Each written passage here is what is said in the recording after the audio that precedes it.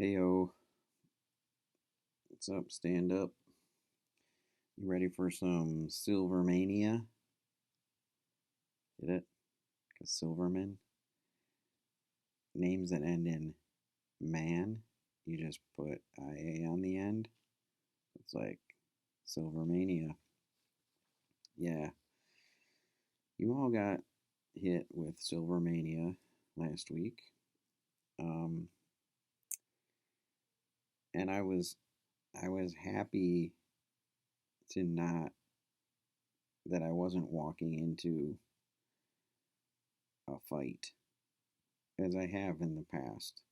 And maybe this is indicative of growth and change um, from the public, in that I've had to fight with people about Sarah Silverman in the past. And you guys, a lot of you in your comments were like, you said she was controversial or polarizing. I didn't see it that way. Um, that's good. I think that means something. So most of you probably know her, or maybe you didn't even know this. She's the voice of Vanellope in Wreck-It Ralph, the Wreck-It Ralph series franchise. Um, and yeah, she's been in movies and TV and all that stuff, but she's a comedian. Like, she's a stand-up comedian. That's where it all started. And she was on SNL for a minute. Like, I don't even know if she lasted a full season as a cast member. And it just, she's she's who I look to when I'm I'm thinking of a comedian that has shown like true growth, right? And we've talked about this all semester, like where tracking each comedian on this growth timeline of jester, poet, philosopher kind of thing. And I would argue Sarah Silverman has taken it a step further beyond philosopher into uh, I don't I don't know the word that's applicable here, but I want to say leader, and that her her ultimate goal or mission statement, and she's made this clear, and she touches on it in this special, is to is is this idea that comedy, when it is operating at peak efficiency and efficacy, is a unifying um, is a unifying trait. It's has a unifying ability, and that comedy should be used to bring people together, not to separate them or push them away, distance them ourselves from it, right? So a lot of comedy now, especially in this day and age, is, well, you know, comedy is such a left leaning thing. So it's sort of the echo chamber kind of thing where, you know, audiences are going to see comedians that they know they like, who are going to say things that they think are funny, and many times are slights against people who think differently. And I don't think that's many comedians' objectives, is to polarize that way and separate that way. But that's kind of what the audience has done with their comedy. Sarah Silverman comes right out and says, like, it we're doing it wrong, right? The pinnacle or the zenith of creative comedic progress is to use it to bring people together. And that gave birth to her Hulu show, I Love You America, which was that was the mission statement, was I'm going to have real conversations with people that I disagree with vehemently. But I'm going to prove that through with comedy as this catalyst, you know, that I can relate to them. We can find things in common. We can still disagree, but we don't have to want to murder each other. And that was the premise of her show, and it was on for like a season. Maybe it was a little longer. It was like a talk show kind of thing. She'd do interviews, she'd do sketches, she'd do like a monologue and stuff like that. Um, and I think the first guest she had on was a girl who grew up in the Westboro Baptist Church, which is that super conservative Christian evangelical, like psychopathic um, church that's like gay, God hates gays. I mean all your favorites. Um, and she sat down with this girl and just like not in a you're a horrible person kind of way, but just like explain it to me. Like I want to know, here's where I'm coming from. Where are you coming from? And she sat down with uh, um, right to life, or she's right to life, right to choose. So she tackled all these issues. She went and um, a family. Was it are they Mormons maybe or something? So yeah, all this stuff like religion, abortion, gun control, like all the hot button issues of the day, and reaching over to the other side. There's a sketch where she the guy she gets glasses from is like this super Trumper, like crazy person, and they just show them arguing back and forth. You know, but again, without the it's the end of the world sort of vibe that many conversations like that have had in the past. And it's just trying to hear the other side and using comedy as a conduit to that sort of unity or something like that. And I think that is where this is headed. You know, if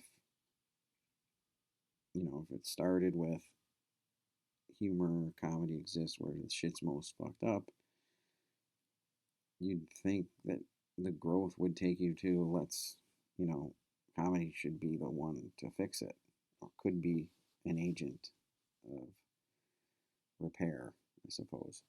So her growth is, I think, the most recognizable if you've tracked her career. And I did, like, when she was kind of the young, hip, like, cool thing coming up, she did a lot of quote unquote male material, a lot of stuff about her vagina and, yeah, like, sort of reclaiming sex. Like, not only men can talk about sex, women can talk about it too. Like, sort of, you know, getting her seat at the table that way. And I've just never been, a huge fan of that. So yeah, and it was easy to write. It's easy to write you off that way.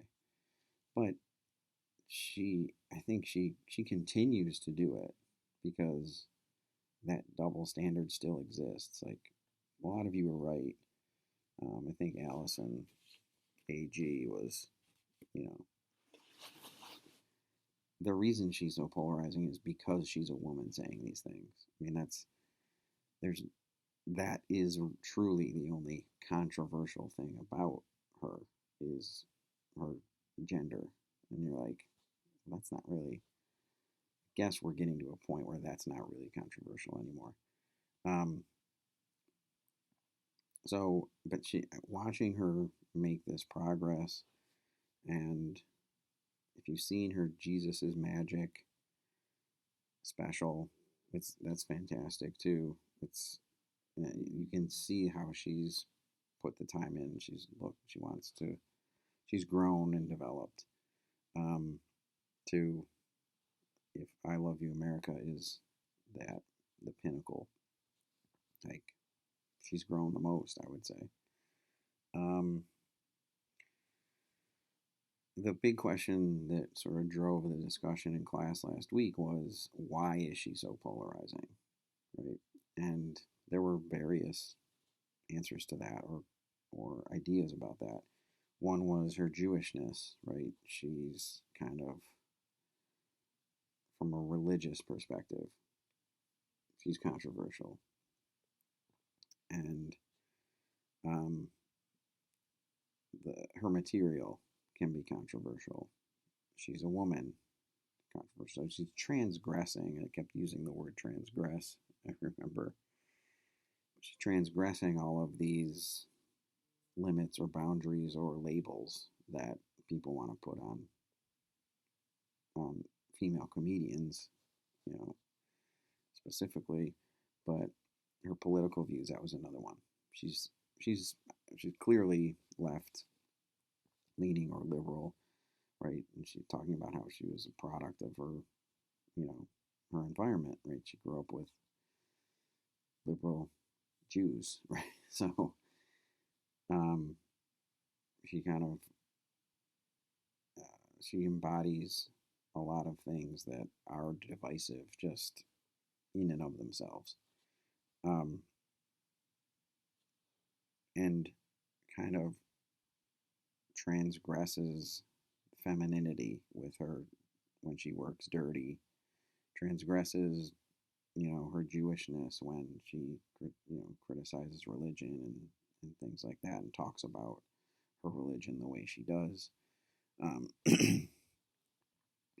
She transgresses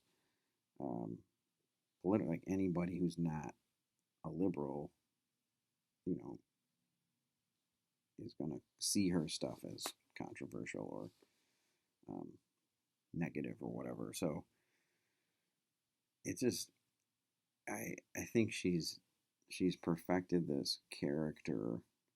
Like when I used to show Jesus's magic in class, like that was basically what I saw her doing, was using her this character that she did on stage, and I think it is her in some ways, but this character of an insightful, funny Kardashian sister, right? That's how I always looked at her, because a lot of her jokes wind back to our own selfishness or narcissism or tone deafness when it comes to real world problems versus white people problems or rich people problems or whatever it is, right? Kind of, she has a few of those jokes in The Speck of Dust. The one, the one about her laser hair removal and how it hurt so bad, and her boyfriend just watched, held a mother who watched her son die. She's like, oh yeah, well, right, just the relativity of those things and how pretty easy we have it. Um, and Jesus's magic is all about that. Even the way she performs it, she's sort of like talking about, you know, I don't care if you think I'm funny. I just want you to think I'm pretty or I'm thin, right? Like, so playing on all of these sort of issues or tropes, but undercutting them with this sort of irony or sarcasm. Um, yeah, she's supposed to be vapid. She's supposed to be self-involved, but we're supposed to see that in her and say, "Oh, I better check myself because I've had the same thought go through my head, right?" Um, so that's what's so interesting about her, and that too could be controversial. If you don't see what she's trying to do, you think, "Oh my God, she made all these racist jokes," and you're like, "But who who's the target of the joke?" 9 times out of 10, it's her. Not just her as a representative of our own culture's self uh, obsession and narcissism and all those goodies that people um, kind of want to act like they don't have, but they do. So if you if you buy into that, it kind of opens up a lot of her jokes and her material to differing interpretations and an impact, so to speak. Um, and it's pretty fascinating. And I'm not saying that she's not. I think she's self aware enough that she knows that she's like that. Like her whole joke about the duality of this is, all this stuff, but I really want my face on money. Like, okay, those are exaggeration to the point of realization. Like, this is how um, self involved we are as a culture, or Americans are. And I think that's where she's most critical. That's where she's most sort of sharp and biting with her comedy, is when she's using herself as this representative of a culture that cares way too much about itself than it does about others, or real problems. Um, and I think it's a fascinating way to, in a really, I think, worthwhile way to approach stand up, especially. Um, yeah, she plays a vapid, judgmental, selfish, like that's like a Kardashian sister, but she's insightful and funny and kind of ironic. Like there's no irony in any of the Kardashians or Jenners. Like they're like, so if Sarah Silverman were put in there, like she would be the one who was introspective and ironic and selfish, but has all the characteristics of a Kardashian, but just has this level of insight and criticism about it and self awareness that they are completely missing. Um, yeah, so it's a parody, right? It's a parody of that whole thing, pointing to our own selfishness and self absorption. And I think it's a fair target, right? I think it is. I think she picked a good one in terms of, you know, that is where a lot of shit is fucked up, right?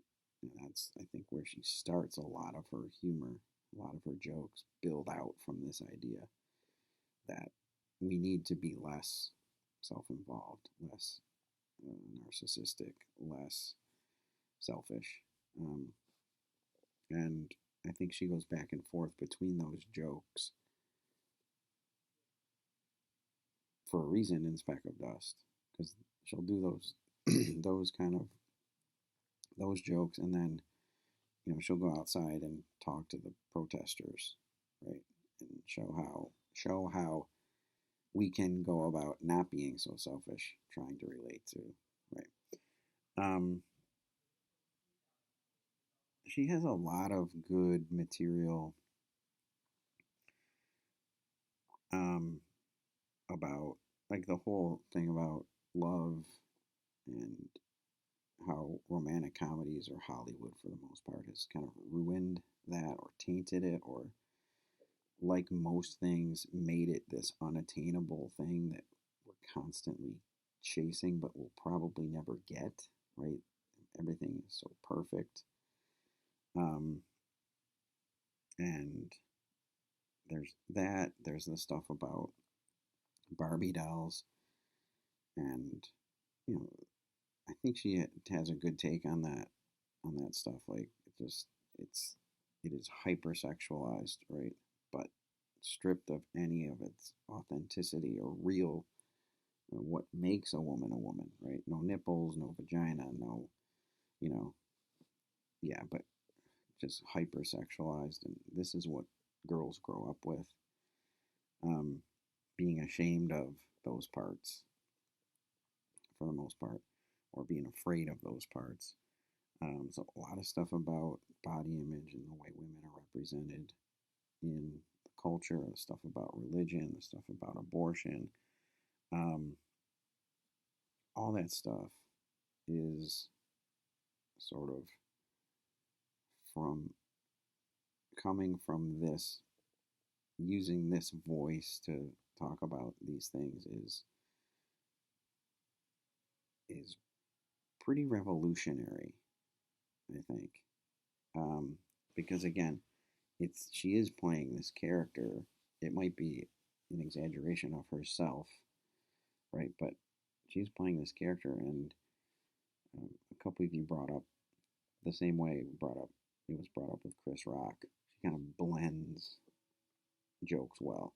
She'll do a she'll do a shit joke and then double down with something about abortion, so it doesn't feel so preachy. It still feels like comedy, right? Even the sister rape rape joke, right? Like that, the tension and the release of that, right? Of the relief laugh, as she calls it, um, like shows the complexity of humor, the power of humor to relay um, complex emotions and feelings, and I think she kind of orchestrates that as well as anybody. That back and forth of silliness and insightfulness, um, and that people, I think people are drawn to that. Like a bunch of you in your comments were like, I don't, I think I liked her. Like it wasn't this like, and some of you were like, yeah, she's great. Some of you were like, not my thing. But many of you were like, I didn't know what to feel, but then yeah, I like it. Um, so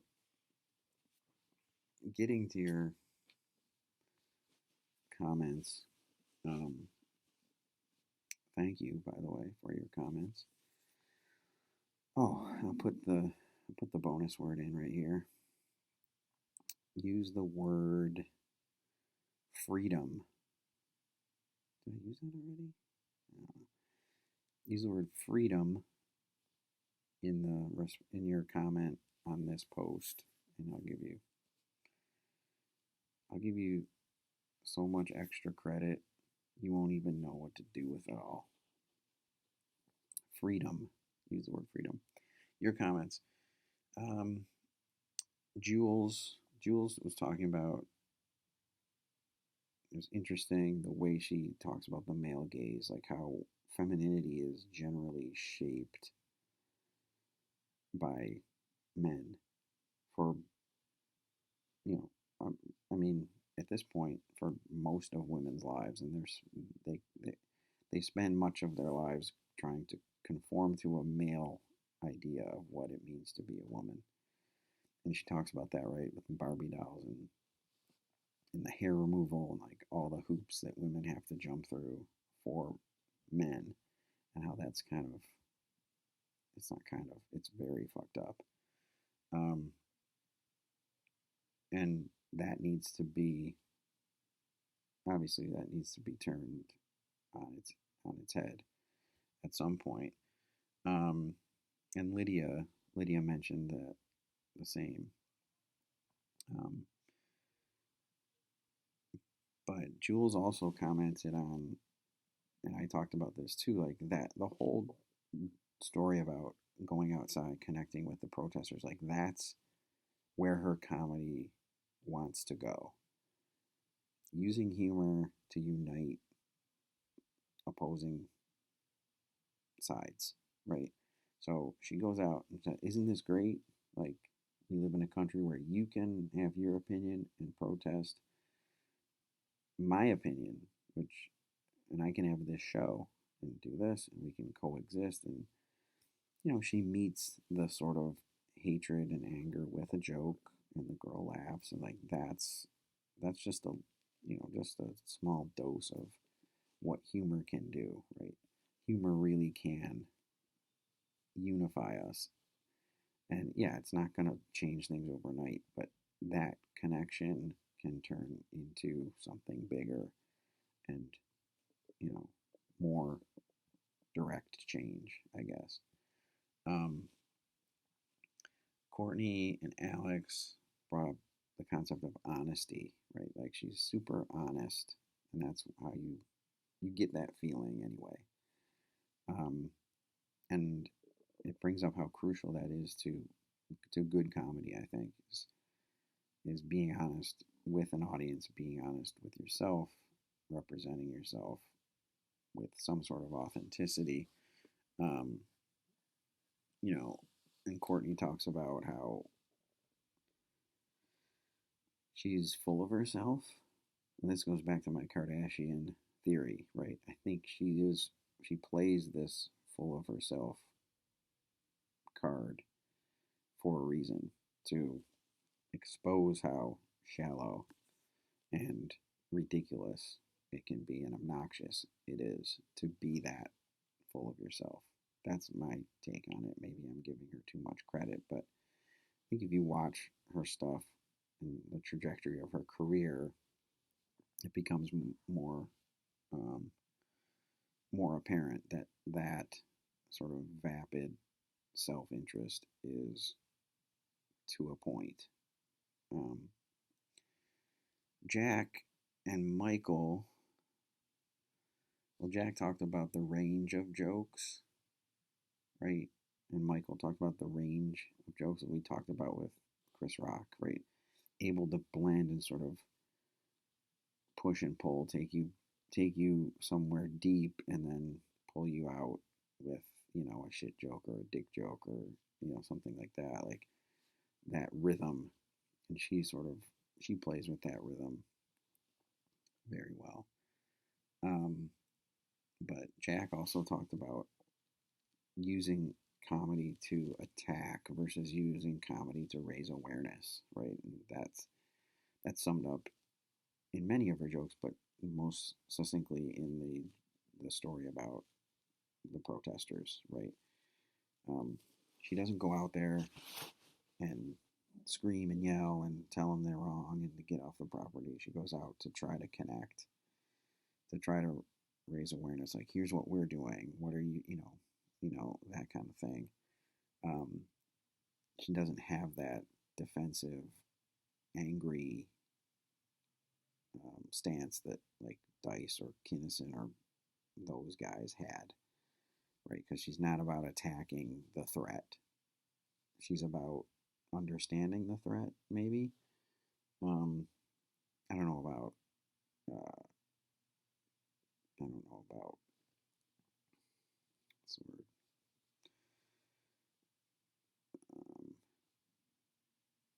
Um, Understanding the threat and trying to come to some sort of agreement or compromise or common ground. Um, and that's important. That's important. Um, I love that Haley was like, she's graphic, but in a classy way. I thought that was, I'd never heard that used before, the classy graphic. But I'll definitely use it in the future. I think I know what you're saying. Um, Eric brought up this idea that the whole Hook story and how her sister, who's the rabbi, just doesn't see the world by how we're different, if that makes any sense. And I liked that, like that Eric picked that out and was like, this is kind of indicative of how we see the world. Like someone like Sarah, it's like what makes us different, and let's focus on that. The first thing you would say is she has hooks for hands. But her sister, who's the rabbi, doesn't see the world that way. And I think she's saying it would be, we'd all be better off if we saw the world like my sister does, which is the hooks thing isn't even a thing, right? What what connects us is what's more important and should be focused on rather than what doesn't or what separates us from each other. I like that interpretation of that joke. Um, Tom got into the issue of talking about women's bodies and how that is sadly that's controversial just doing it. But the way men talk about women's bodies is always much more superficial. It's nice to hear it from a woman, um, because I trust what they're saying more than men. Men, if they're talking about women, especially on stage, it's usually some sort of ranking system, or are they hot enough, or are they ugly? Like, yeah, like objectifying them. And in this case, she's talking about what it means to be a woman, right? Um, from you know a pretty credible source. Um, Lindsay and Matt talked about the speck of dust theme. How she used, yeah, she kept kind of going back to we're all a speck of dust. Like all this shit doesn't matter. We're making it harder than it has to be. Like, and she never really comes out and says that. She says the speck of dust thing at the beginning, but I think all the jokes, and that's the comment that Lindsay and Matt were making, was like